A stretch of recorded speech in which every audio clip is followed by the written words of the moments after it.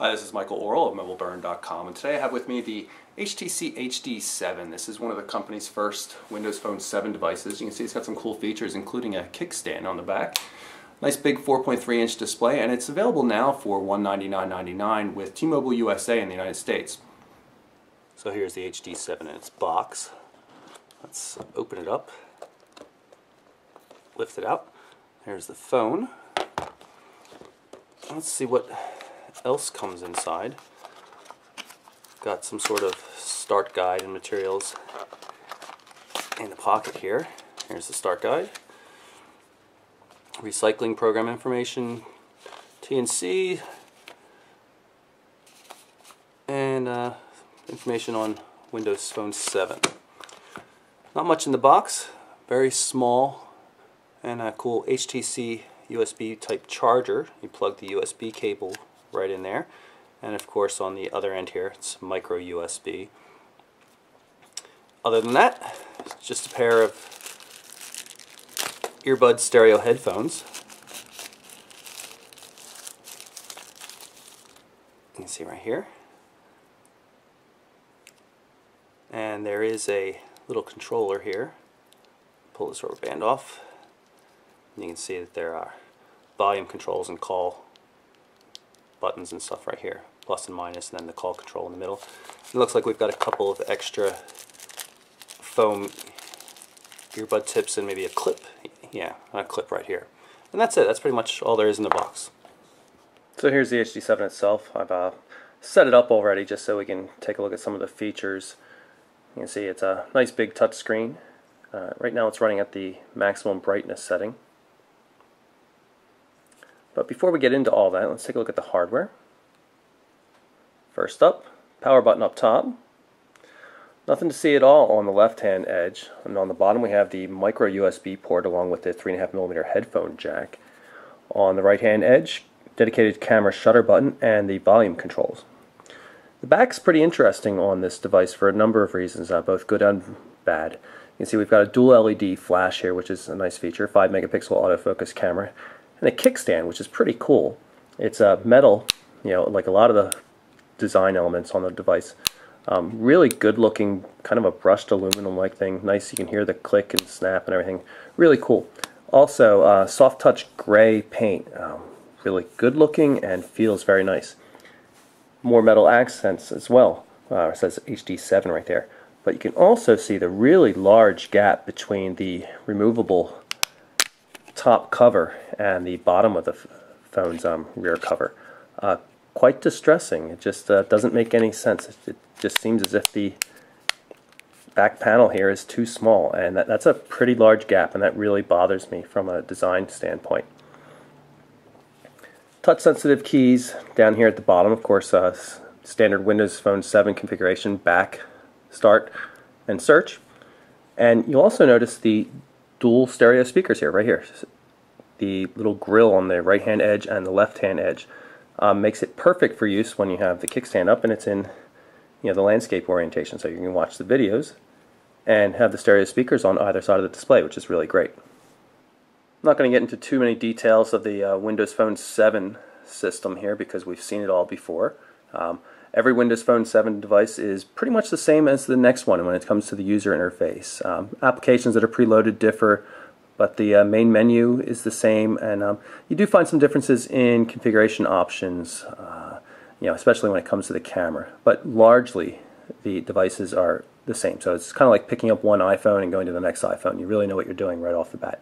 Good and bad because it's harder to differentiate the devices. But so you can see right here we've got Netflix and Slacker Radio preloaded. There's also T-Mobile TV, which is one of the streaming media applications preloaded on the device. Netflix, of course, you can also watch movies if you're a Netflix subscriber. So here is the application all loaded up.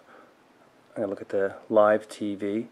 Right now I'm on a premium account trial, 30-day trial, but you can also get free content without paying anything here. So I'm just going to pull up one of the channels, CNBC here, and we're on a Wi-Fi connection.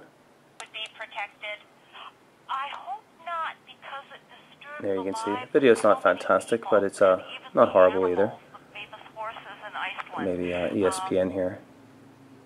something equivalent to what you would see with Mobi TV, perhaps. Another one of the apps that T-Mobile preloads is called Family Room, and it's meant for sharing things, content between family members, except it only works with those with Windows Phone 7 devices on T-Mobile, so pretty limited. Not too people are actually going to be able to make use of this, so I'm not going to spend too much time on it. If I scroll down through this rest of the start screen here, you can see I've got some Google Mail here. There's the web browser, sales meeting tomorrow, this is pictures.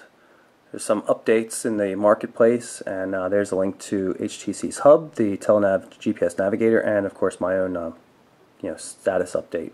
This was a test status update I put to Windows Live, but you can also post to Facebook as well, because Facebook and Windows Live are both built in to the People application. So you can see, you can tap on one of the letters here and jump ahead to a particular letter, and you can see there's Jack Black, for example. Swipe over here and we can see what some of my Facebook and Windows Live contacts are doing. You can comment, like things, all sorts of stuff. Pretty cool. Of course, this is only the start screen, so if you want to see the main menu, you jump over here. Now, I have a lot of extra apps loaded in here, but most of them came from HTC. HTC's Hub allows you to pick up a bunch of new applications that are exclusive to HTC's devices. Tries to add some of the Sense weather looks to it, but it's really just not that practical. It takes a while to load, and then now it's updating, and you're going to see the weather and everything change again probably. But it does allow you to get access to some applications, just by going, here we go, see how long that took to update to the current weather and everything. Hit Get More, then you can go see the featured apps inside the marketplace, which of course is home to all the applications for the Windows Phone 7 platform. One of the cool things is Attentive Phone. That's from HTC. Gives you some ability to decide whether you can silence the phone on picking it up or make it quieter at least, or flip it for speakerphone, things like that. I'll go into the Gmail client here. It actually seems to use Exchange support for Google Mail. Quite nice. So you can flag things, and you can just flip different views here. Works in landscape mode. Most applications do not work in landscape mode on Windows Phone 7 though. It's kind of distressing. But we can pull up a sample message here. You can see we've got attachments, some formatted text, just so you can see what it looks like. And of course there's really good support for Microsoft Office documents in this. So we're going to pull up that, and you can see how you can edit and everything, and great support. And I really like the outline mode. Picks up the various headings in the document and allows you to skip ahead to them, which is pretty cool. One of the real weaknesses of the HD7 is the camera. I found it to be quite poor all around.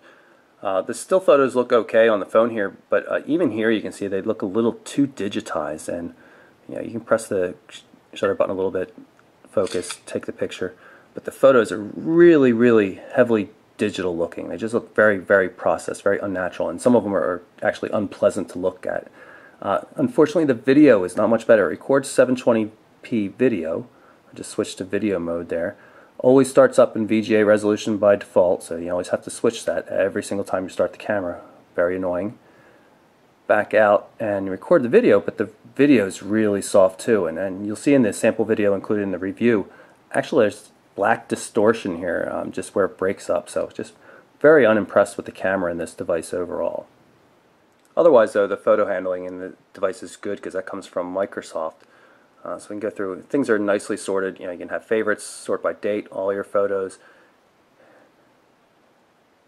You can even get updates from Facebook feeds and things like that, which is kind of cool. So I'm just going to go into all the photos so you can see the camera rolls, the ones I've shot, and just jump into a random photo here so you can see how it works.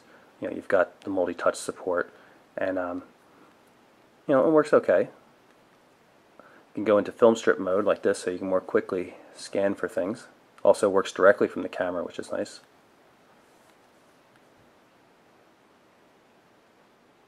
So it's a good photo experience in this regard, just not when it comes to actually taking photos. Here's the messaging app. Just going to pull up one here so I can respond to it, and you can see that it's threaded.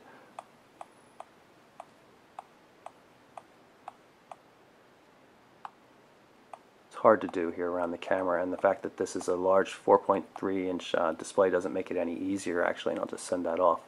You can see it works, threaded just like you would expect.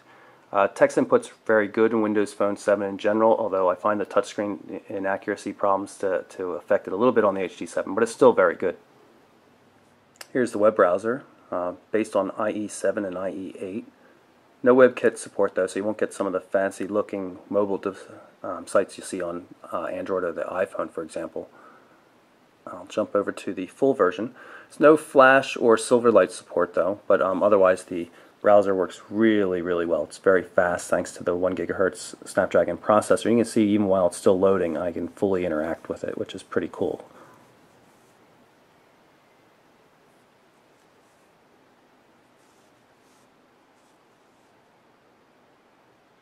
You can only see favorites and the URL bar though while you're in portrait mode. And you can see that here they're organized quite well. So that's my quick look at the HTC HD7 for T-Mobile USA and other carriers across the planet. I'm Michael Orrell from MobileBurn.com.